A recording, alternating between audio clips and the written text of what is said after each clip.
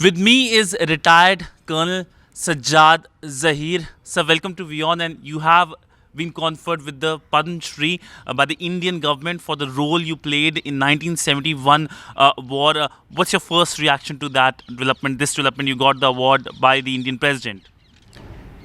It's like a dream come true. I never thought I'll get this award because whatever contribution I had in 1971, those are confidential matters 50 years back. I thought things are forgotten. But now I find out that the Indian people, Indian government, and your system doesn't forget.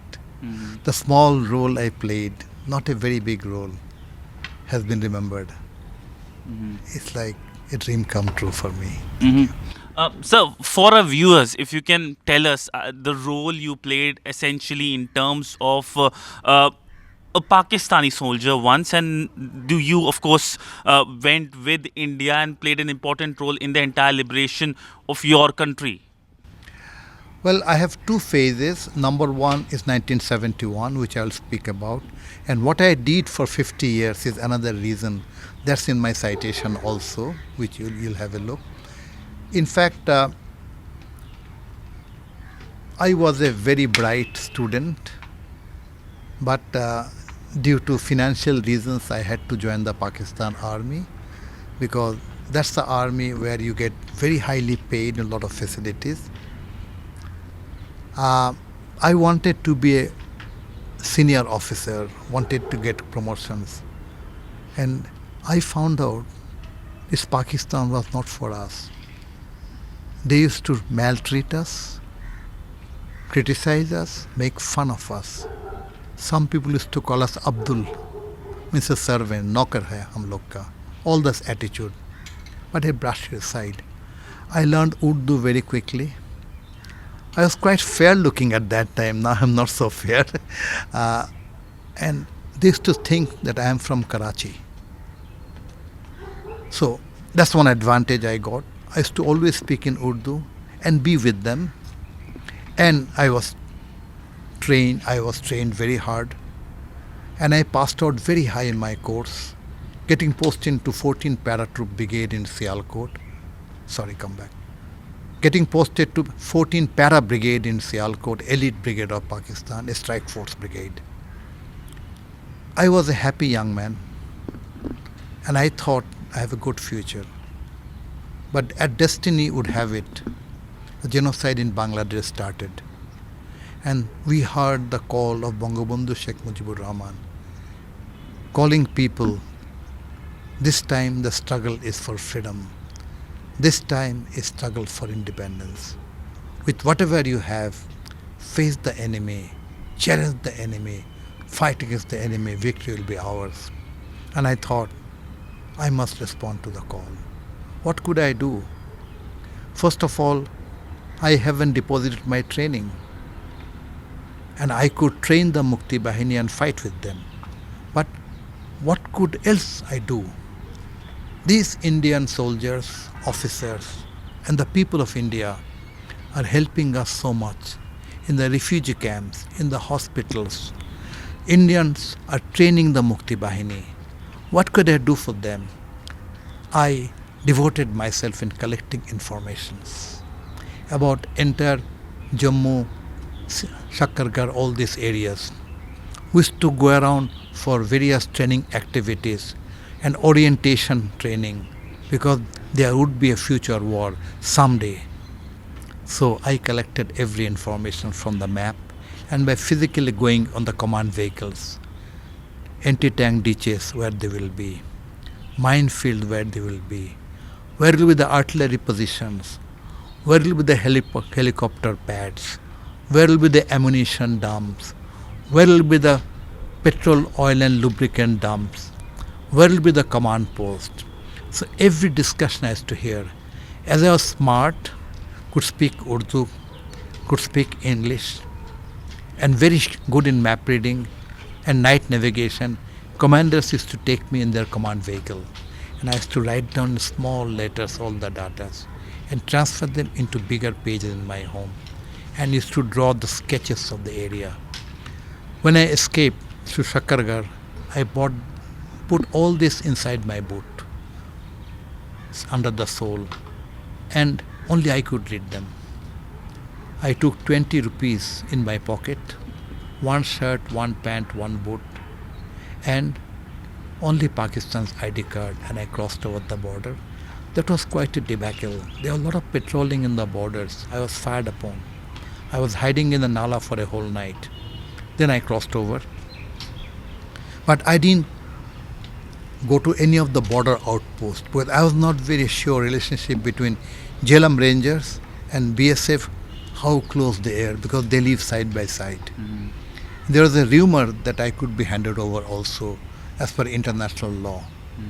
So I decided to cross all the mountain ranges and come down to the plain and walk through. This ordeal I faced, and I apprehended near Samba by Central Reserve Police.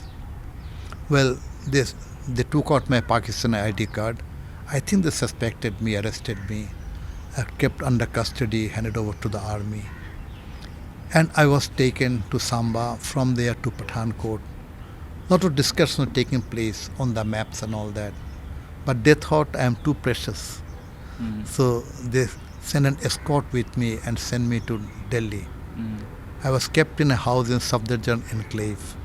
I think the house is no more. With all guards in civil dress. I don't know where I was. I was requested not to go out of the office for security reasons. And also, I was free to eat and relax. But I had no relaxation. Every afternoon till night, whole night, all maps would be laid out on the wall, and senior officers used to come. And they used to discuss among themselves. Sometimes didn't agree with me. But I used to always say, sir, I have a photogenic memory. I will never give wrong information. You will have success if you follow this information. Finally, they contacted Mujibnagar government, and I met our commander-in-chief. He decided that I should be posted in the border areas of Sylhet, and because I am from the para brigade, and fight and train Mukti Bahini together. So I was put in a camp called Kukitol camp, that was in the no man's land somewhere, but all hilly areas. So it was very interesting life for me. Whole day I used to train the Mukti Bahini, and whole night I used to conduct operation. We had very few officers.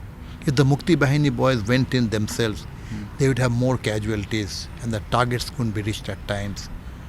And success rates were not. But if I was there, their morale would be higher, because I know Pakistani's tactics, their reactions and actions, and we started doing the operation.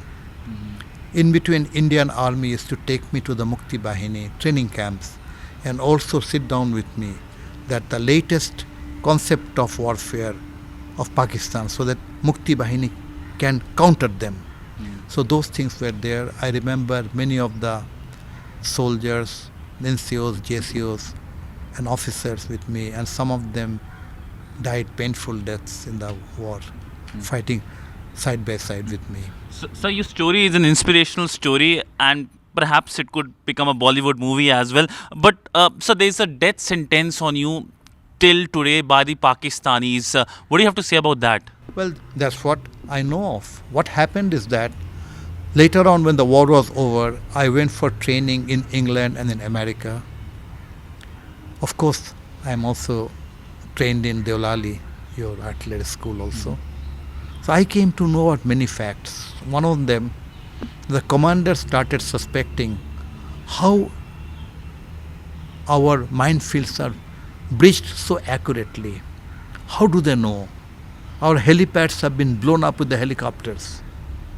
Indian Air Force comes in and bombs and goes away. And then they said, some helicopters and low-flying aircraft come. Sajjad must be sitting on that because he's so good in map reading and night navigation. He's smart. He's with them. But I was not with them. It's my map. Then ammunition dumps. positions are being overrun. You must be knowing in Shakargarh, this area, Indian army penetrated 56 miles inside Pakistan, captured the strategic town of Zafarwal, almost took Shakargarh, which was a much bigger town. But the ceasefire took place and casualty level was low. So this is the contribution I had. So when these people started evaluating, they knew this guy has done this job. A court martial was ordered and I was given a death sentence. And the message was passed on to Bangladesh. Some of the Indian commanders told me that the order was to capture you alive, wounded but live, and we would execute you. We will parade you in the television and everything. But they say, Rakhe Allah mare ke. If God is with you, nobody can kill you. So God was kind to me. I was surrounded so many times. When I was going for raid on ambush, I escaped every time. And then they used to say that this guy is the same guy. And some of the times I used to intercept their wireless sets. And I heard one time in the battle of Borolekha, the battalion commander telling his company commander, Sajjad is sitting on that high ground. Sure.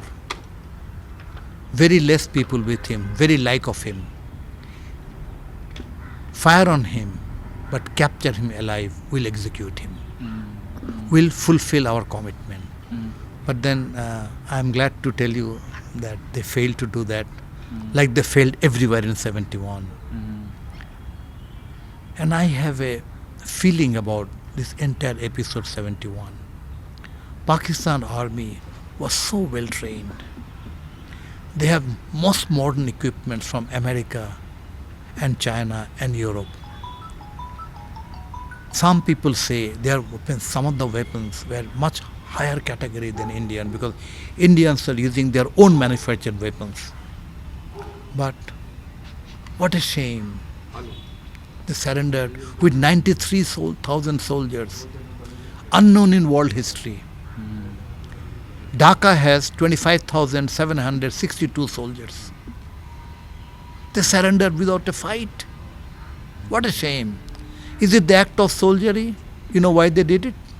An army which loots, which conducts genocide, which rapes women and kills women, they can never fight.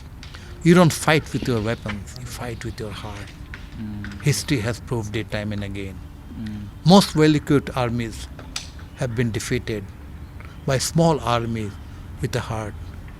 Major Sidhant Singh in the Chinese border has proved. With 131 soldiers, he was surrounded from all sides, repeatedly told to surrender. He didn't surrender. He fought, died. 131 people died. It was all frozen. When the follow-up troops went, they found every soldier frozen with rifle in their hand. They don't surrender. So my last question to you. You have been doing a lot of things in terms of contribution, especially the Indian soldiers who laid their lives. There is a monument being built in Dhaka regarding the Indian soldiers who played an important role in liberation war of Bangladesh. The announcement was made during Prime Minister's visit in the month of March. If you can elaborate, what are you doing basically? Actually, my friends tell me I was born on 25th March 1971. I died at 4:30 in Ramna Racecourse Maidan because my life is up to this much. Beyond that, I don't do any politics or anything. So, we had proposed to Honorable Prime Minister that we must honor the friends of Bangladesh. We have honored 337 friends of Bangladesh. I was in charge of writing citation and documentation. We have honored 237, out of them Indians. They are right from the Sepoy up to the President and Prime Ministers. So that was done.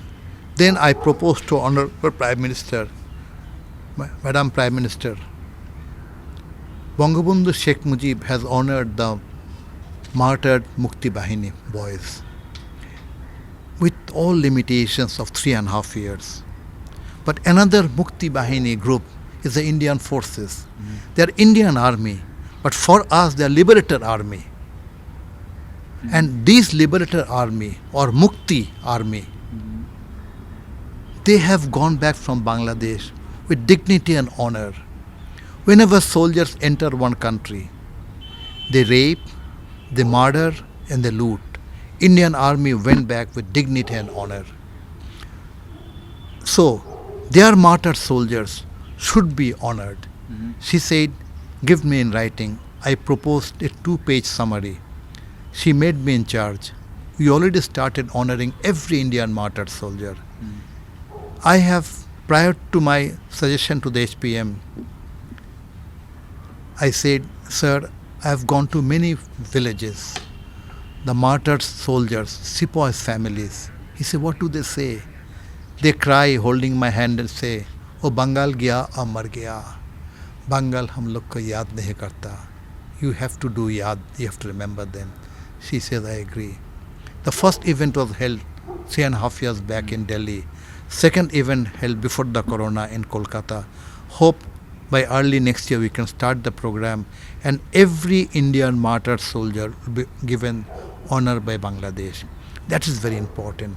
Next thing, in Ashuganj, where most bloody battles took place, our government has already purchased the land.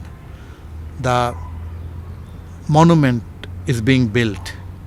The monument is a very beautiful monument. It's unlike anywhere. I was sitting with the architects and my younger friends. They're explaining to me.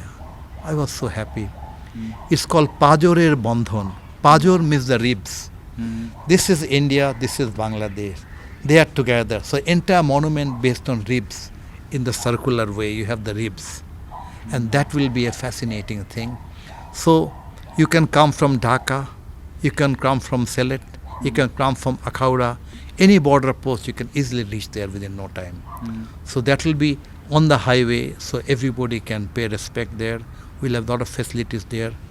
I hope within 2 years it will be a perfect thing. And we didn't make a typical any other model. It's the cage. What is inside the cage? One heart. So this is Bangladesh, this is India, inside that the heart of friendship. That's the theme of the monument. And we are also trying to do many other things individually. All through the 2 years of Corona, we have been attending many webinars, seminars, discussion meetings with the young generations of Bangladesh and India. And your veterans also doing it Bangladesh. Because war kills. It kills men, women, children. And also it can kill love. Finally, it will kill history if you don't culture history. New generation of Bangladeshis will forget 71 if you don't culture them. And I have the same feeling. New generation of Indians may not remember 71. 71 was not 48. It was not the run of Kutch war. It was not 62 Chinese war. It was not 65 Indo-Pak war. It's a war for the cause of humanity, for the cause of sacrifice for humanity. It should have a standard. It should be remembered by every citizen and new citizens of two countries. That will make them become more human, more considerate, more passionate. And it was an all-round war. It is the common people in the villages of India who came sharing their food with the refugees. Not a single refugee died hungry. They've died in diseases, yes. The doctors, the engineers, the village elders. And some people told me the Muslims in the border areas are not happy. We have honored many Muslims of the border areas. Maulana Abdul Latif, he was a political leader. I have seen it myself. Elderly man, 60 years, carrying a packet of rice and walking through the valley to the refugee camp himself. We have seen these things, We have seen General Shahnawaz Khan holding the biggest Muslim rally in Panipat, calling people to support their forces against the evil forces of Pakistan. So it was not a war based on religion. It was a war based on humanity. And God, for every religion, gives us support because we tried to save humanity, and every human being is a gift of God, creation of God. Well, thank you so much, sir, for speaking to WION, and the fact that India has conferred you with Padma Award shows that this is something that will be symbol of India-Bangladesh strong relationship. Thank you so much, sir.